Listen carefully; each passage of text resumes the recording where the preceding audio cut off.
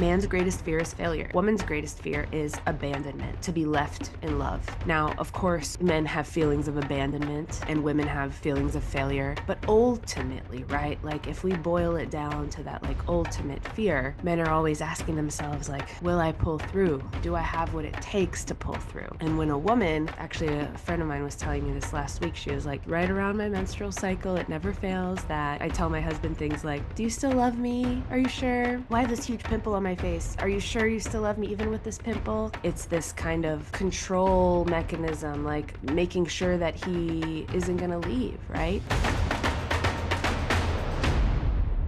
Hey everybody, welcome back to another episode of Ancient Intelligence. You've got your host Anya Shack here, and pardon me if I'm a little stuffy or choppy. I have been recovering from the flu. It hit me so hard and I was in bed this weekend and I'm over the hump, but I'm still recovering. And so I'll be drinking tea and maybe going a little slower today than normal. Mm. So, but I want to be here and I wanted to express what I want to express for this episode. And along those lines, I spent the weekend in bed and also spent the weekend watching a beautiful 3.5 hour long interview on Matt Fradd's show, Pints with Aquinas, with John Eldredge. And it was very inspiring. It was quite therapeutic. And it had me doing a lot of reflecting. And yeah, just, I broke it up into two and kind of effectively spent the weekend with John Eldredge's voice. And if y'all don't know who he is the author of Wild at Heart. It's one of my favorite books that I've ever read about men and the masculine soul, and it's something I've always recommend my clients to read. It's very much focused on God, and I think there's no real way to have the conversations that I'm having without that focus. We can have evolutionary psychology conversations, and sure, and I love utilizing that information as a support. It's so fascinating to me to learn about that, but ultimately there's a really beautiful understanding in that, if God God made man and woman, then man and woman is the representation of the divine. And I think that that is true. And all the conversations and all the questions we want to answer around why are men this way? Why are women this way? Let's understand each other better. How can we come together better?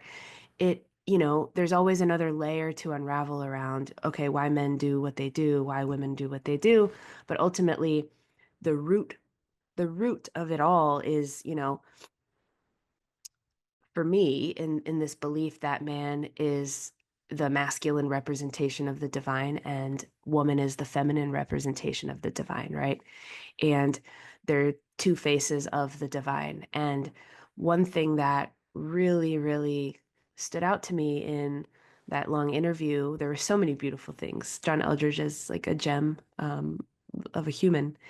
And one of them is man and woman's greatest fear, right? And I think having the conversation about man and woman's greatest fear, and they're different, can help us understand why we protect ourselves the way that we do and why we choose to control things in the way that we control them in our environments, in our relationships.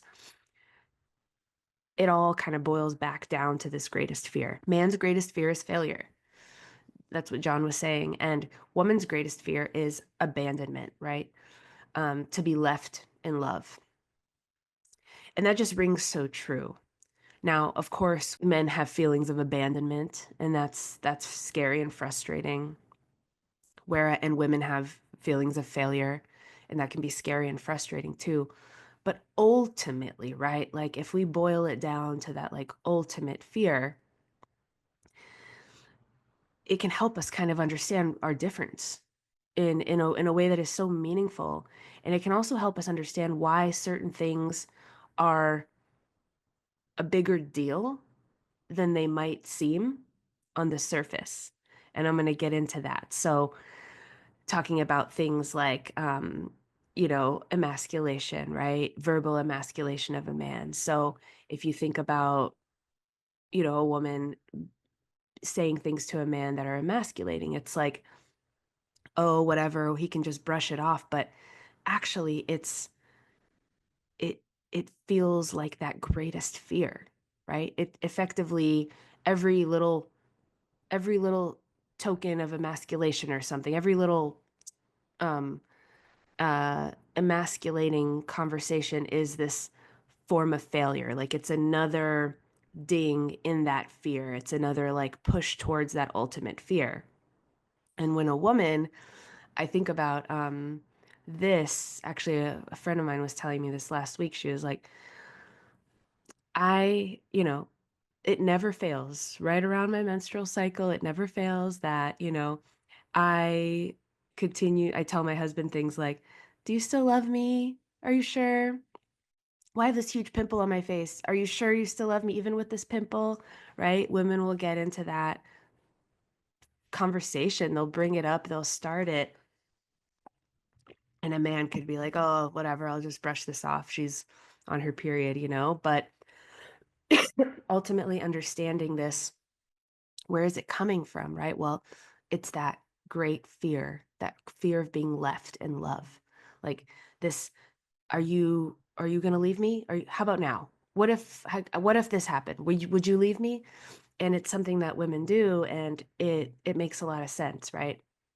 There's this really deep, deep fear. And it's really interesting, right?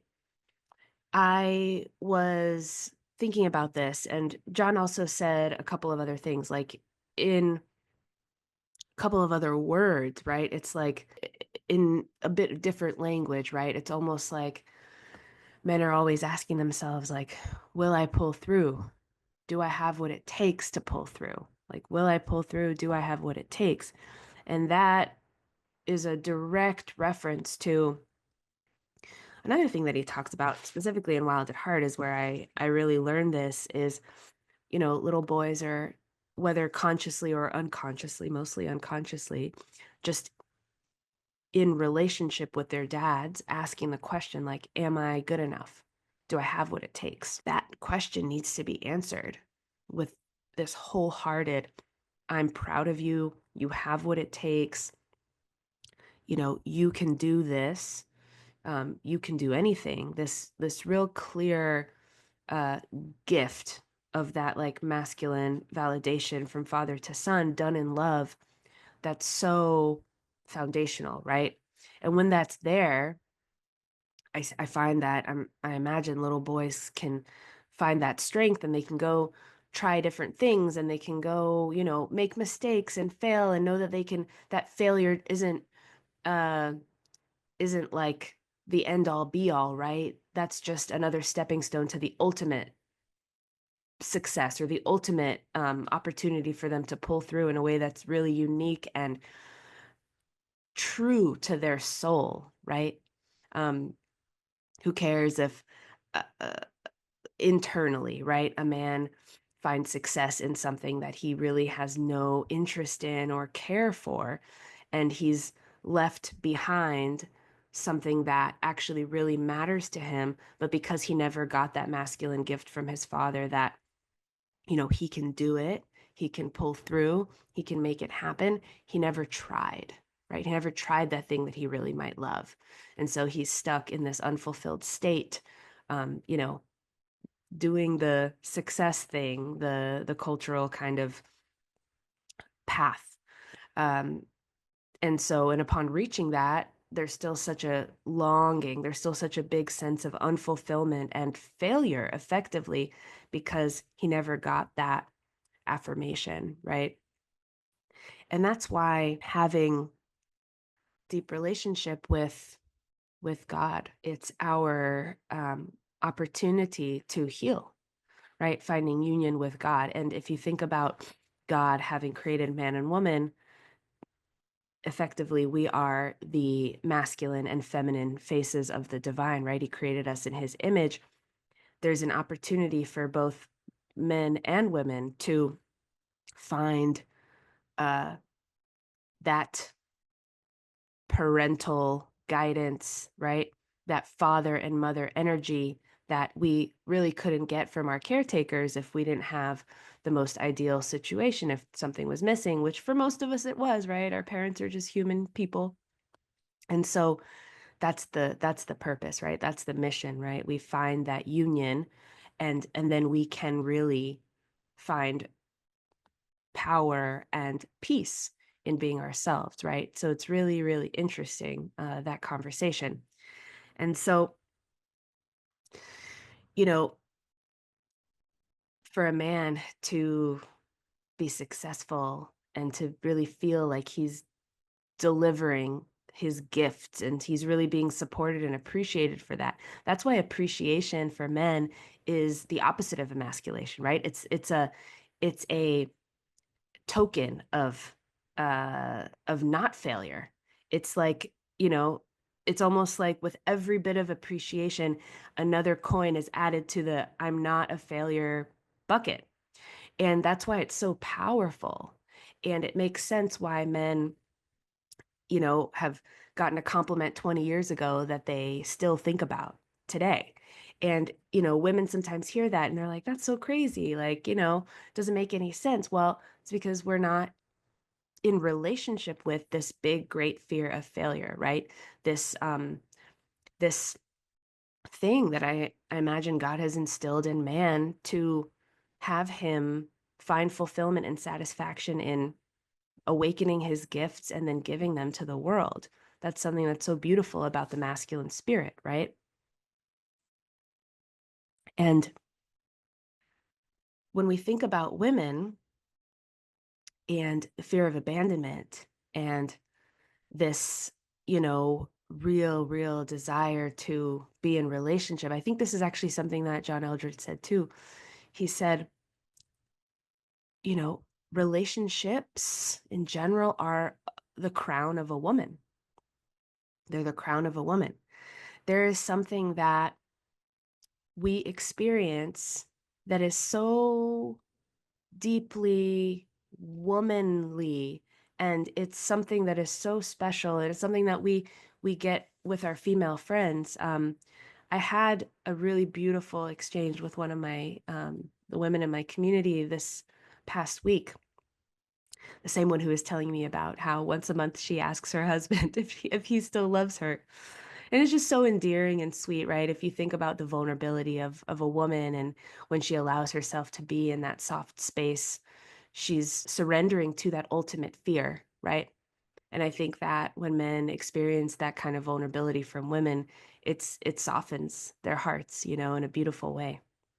And she said we were having a beautiful discussion and we were in a really meaningful conversation that was really deep, about motherhood and the modern world and life, and just there was some grief and despair around that, and we embraced each other, and it was such a beautiful exchange that was felt woman to woman that really a man could never experience in that way with us, because we were having an exchange that was only we could understand each other and what we were talking about and feeling. And it just had me remember, like, we don't need to understand every single minute, like, emotional detail about each other, but we do get to respect and honor each other for our struggles, our successes, what we need. And I think one of the biggest issues with our culture these days is woman's unwillingness to admit this great fear of abandonment, right? To admit this great uh, internal knowing that relationships are our crown. That's what matters most. And I think men know this about us on some level, right? And I think many men, not all, but most men in the past have tried to set up life in such a way that we are focused on relationships and we are focusing on these things. Um, and so that's why it's just such a wild turn of events the last 60, 70 years, where there's this big narrative around how, you know, career and success matters more than relationships. And that's the thing that's been hurting women so much, right? Talked about this before. The women are depressed. Women are obsessed with therapy culture. They're, focused on, well, I'm avoidant and he's anxious, or I'm anxious and he's avoidant. And it's this like level of control at this point. Now, women have found themselves protecting themselves now from even getting into relationship to then protect themselves from the ultimate fear of being abandoned in relationship, right? It's this really like crazy place that we've come to. Women and feeling abandoned, right? That's a powerful opportunity for reflection. And it can also help men understand like why women sometimes, you know, try to control situations or try to um it reminds me of this, just I think it's that conversation that I was having just a few minutes ago around, do you still love me? Do you still love me? It's this kind of um control mechanism, like is this making sure that he isn't going to leave, right? And I think, just like I was talking about what happens with men when that gift from dad isn't really received around, you have what it takes. I think for women, the ultimate gift from dad is, I adore you as you are, right? Like, I will never leave you. I'm with you. I'm not leaving you. I'm going to be here no matter what you do, no matter how, you do something I dislike, I'm still going to be here. And I think when little girls are harshly criticized, and they feel a lot of distance from dad, and they don't have um that solid uh connection with dad, right? There's this inner belief that, I'm not lovable, right? I'm not good enough. They will always leave. There's always going to be distance. Like, I'm not worthy of having that deep, meaningful, sure thing with love, And just like boys are asking, well, I'm not worthy of success, right? I'm not worthy of having all the things I want. I'm not good enough to make it happen. I'm not good enough to do it. I'm not good enough to make life happen. She's thinking I'm not good enough to be loved. And so it's just it's the gift that comes from dad. And it's me kind of sitting here talking about that, and you know that was my experience with my human dad, right? There's a lot of distance and a lot of um unsaid things, and so it had me really feeling that way. And so that's why I kind of went on my journey and was so preoccupied with trying to understand men and what do they need, what do they want, and all of these things, when really what I needed to do was to find um find that self worth and that self knowledge. And upon doing that, it was like, oh, what am I left with? Well, I'm left with this really deep empathy towards men, and understanding men in a way that is really meaningful, because ultimately, um not that I will ever understand in the way that men and men understand each other, or women and women understand each other. I don't think that's our purpose, right? But it is our purpose to love each other in such a meaningful way that we come together in union and respect our differences, right? And so ultimately, what I'm trying to say here is the gift of that comes from the Father, you know? And it just makes sense. It's just, He plays such a powerful role in our lives. Like, He gives this gift to boys, He gives this gift to girls, and mothers play such a hugely powerful role in life. And there's so much there, and specifically talking about like the gift of the masculine soul, right? Like pulling through, um, making things happen, providing his gifts to the world, and finding fulfillment and satisfaction in that. For her, it's like feeling that sense of knowing that she's lovable and she's good enough and she can multiply, right? She can multiply. She can feel all of these emotions. She can create relationships. She can keep people together. She has this intuition that is out of this world. She's a portal between the divine and the human the realms, right? She is an incubator. She is someone that, a man will speak a truth to her, and she can take that truth and multiply it and help him and create like right create everything. It's what I keep I've always come back to this great example of my dance teachers. You know, um, uh, the man they've been together for like 6 years, working together all this time, and he had this idea, and it was this little thing, and he was teaching a few people, and then he got together with her and she helped him multiply it. Now they have 300 people in each class and crazy presence all over social media, and right, she helped him multiply. And so the vulnerability that is required of all of us, right, of men, to acknowledge, hey, yeah, I'm here to succeed, and I don't think I can, and I don't think I can. Like, what is that? Let me go dive in deep. Like, what was I someone that missed that gift from my father? Let me dive deep into that. And same thing for women. Like, why aren't relationships working for me? Why am I always attracting men with distance that give me, the cold shoulder, men that are inconsistent, men that are not showing up for me? Well, because I have a foundational belief that like I don't deserve that, right? So it's all an internal thing, and it's all God created and divinely created for us to find our way back to each other. That's what I really believe. And it's just so beautiful. And maybe I'm going off on a tangent. I don't know. Maybe I'll blame it on the flu for this one, you guys. But ultimately, that's what I feel about our need to be vulnerable about that greatest fear, men's fear of failure and women's fear of abandonment. And I think it's really powerful. And I think the last thing I'll say, I wrote about this in my newsletter.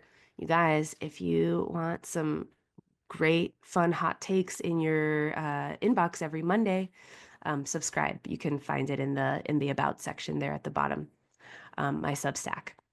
But basically, I also watched the White Lotus this weekend. I feel like it's just I try not to watch too many shows because they go on forever, and I feel stuck. Um, but I'd say the White Lotus is probably one of the some of the best TV I've seen since like Game of Thrones or something. Um, but spoilers here. If you don't want any, then just pause it here, and I bid you farewell, and I will see you on the next one. But one of the characters is Tim, this American Southern financier guy, right? He's married to a woman that's kind of his same social standing. They seem to like each other. They have 3 grown-up, beautiful kids. And right before they get to their vacation, he gets a call that, a deal he did a few years ago went sour, and now he's getting sued, and he might go to jail, and he's going to lose everything. He's being sued for fraud. This man starts to have this internal, visible struggle, and it's phenomenal acting. You can feel him struggling, and he will not tell anyone. You can tell how disconnected he is from his relationships, right? I mean, this couple and this family in the White Lotus season 3, they're a direct example of the old way of doing relationships, like the John Wayne, not no access to my emotions, and then housewife woman who doesn't have access to her power or strength as a woman. It's like the old way of doing relationships, right? And not advocating for that, right? And so one night he sees a gun and he steals it, and he's sitting there in this villa, and he's got this gun, and he writes this note: I'm sorry, I love you all. And he's so ready to kill himself over this financial blow. And it had me thinking about other films I've seen, other novels I've read, and just how often a man will get ready to commit suicide after a financial blow. while his family is still intact and, you know, kids still love him, he's still got the relationships, right? I wonder if he fears that if he doesn't kill himself, he'll lose all of that. But I imagine that foundational like fear is that I failed, right? I failed and it's too much for me to take. And maybe it's because also I didn't get the you've got what it takes as a boy. And so this faux success that I've gotten in this like financial realm has been the only thing I've been living for, right? It's been my mask of masculinity. And so now when that's gone, I have nothing. And that's so heartbreaking, right? You think to tribal elders, you think to relationships, good ones between father and son. There's such rich, heartfelt love there. Financial blow is not going to take you out, right? Your success goes so far beyond that. It's innate in you and what you're capable of. And so then I was thinking about female protagonists, and I was like, well, Sylvia Plath came to my mind, and the oven scene and the bell jar. And I did a little more research, and I saw that, you know, Sylvia Plath did kill herself. And she killed herself right after her husband, Ted Hughes, had cheated on her and left her with their 2 kids. So you think about abandonment in love. Exactly what John Eldredge said, and exactly what I said right at the beginning of this episode. So the foundational difference here is just so profound. The suicide due to the despair, due to that great fear being actualized, right? And it's just so different for man and woman. And I think it's a really important conversation to have around our difference and finding some deep compassion for that and finding healing with that. So I've said a lot.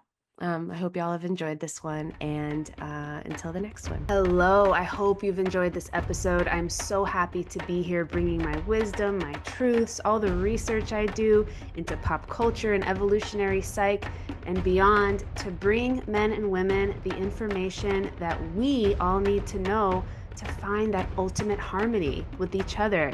This is the mission. This is why I'm here. This is what I believe in. So if you found value in what I'm doing here, please help me grow the podcast. And you can do one of 2 things. Either share the episode with a friend or leave me a review on Spotify or Apple. This will help me so much. Until next time.